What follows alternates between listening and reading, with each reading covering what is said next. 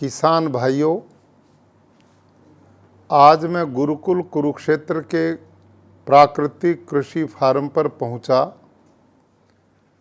आप सब जानते हैं कि पिछले 10-11 जुलाई में उत्तर भारत में भारी बारिश हुई है और कुरुक्षेत्र में भी ये वर्षा पर्याप्त मात्रा में हुई, जिसके परिणाम स्वरूप सभी लोगों के खेत लबालब पानी से भर गए।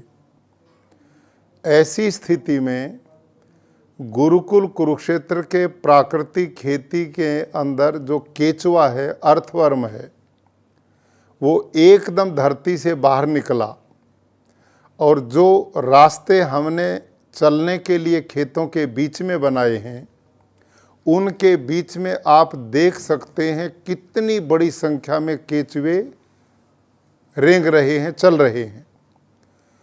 और हमारे एक एक एकड़ में 8-10 लाख तक केचुआ काम करते हैं और ये भूमि में 8-10 फुट तक यूँ सीधा छेद बनाते हैं, दूसरे छेद से ऊपर आते हैं, इससे जाते हैं और इससे आते हैं। इसका परिणाम क्या है कि धरती के अंदर जितना भी ये पानी वर्षा का है, उन छिद्रों के द्वारा ये धरती माँ के पेट में जा रहा है। ये जो दूसरा आप चित्र देख रहे हैं, इसमें पानी में बुलबुले उठ रहे हैं। ये सारा का सारा पानी केचुओं के द्वारा बनाए गए खेतों में छिद्रों में प्रवेश कर रहा है और पड़ोसी खेतों में पानी भरा खड़ा है, उससे फसलें बर्बाद हो रही हैं। लेकिन हमारे खेत का जितना भी पानी था, वो केचुए द्वारा बनाए गए छिद्रों के द्वारा सारा धरती माँ के पेट में चला गया। यह है नेचुरल वाटर हार्वेस्टिंग सिस्टम। इसके लिए सरकारें करोड़ों रुपया खर्च कर रही हैं। यदि पूरी धरती पर प्राकृतिक खेती हो जाए गुरुकुल कुरुक्षेत्र के खेतों की तरह, तो न बाढ़ आएगी न अकाल पड़ेगा, क्योंकि बाढ़ में इस समय हमारी धरती की परत यूरिया, डीएपी, कीटनाशकों ने उस धरती को पत्थर बना दिया है।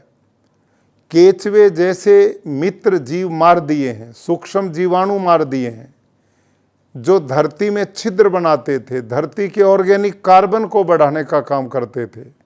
आज धरती में वो कहीं दिखाई नहीं देते।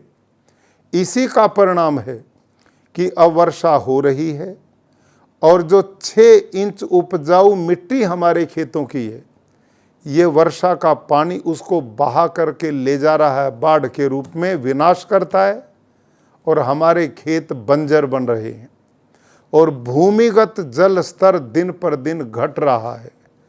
यदि ऐसे ही हम रासायनिक खेती करते रहे तो उसके दुष्परिणाम इस समय आप बाढ़ के रूप में भी देख रहे हैं और भूमि को बंजर होता हुआ भी देख रहे हैं। और केमिकल जो पड़ रहा है खेतों में, उसके द्वारा, रासायनिक खादों के द्वारा आहार जो हम ले रहे हैं, वो भी हमारे स्वास्थ्य को बर्बाद कर रहा है। केचुआ सबसे बड़ा मित्र है, सूक्ष्म जीवाणु किसान के सबसे बड़े मित्र हैं और वो प्राकृतिक खेती में जीवामृत, घन जीवामृत के द्वारा उनकी बहुत बड़ी संख्या के रूप में वो पैदा होते हैं और वो खेती की उपजाऊ क्षमता को बढ़ाते हैं, धरती के ऑर्गेनिक कार्बन को बढ़ाते हैं। तो मैं आप सबसे आग्रह करूंगा कि आप प्राकृतिक खेती की ओर लौटिए।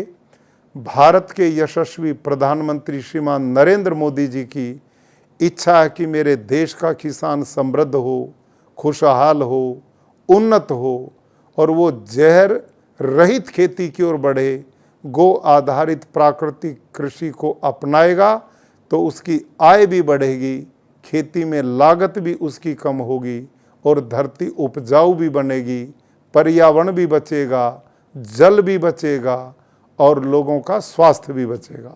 धन्यवाद।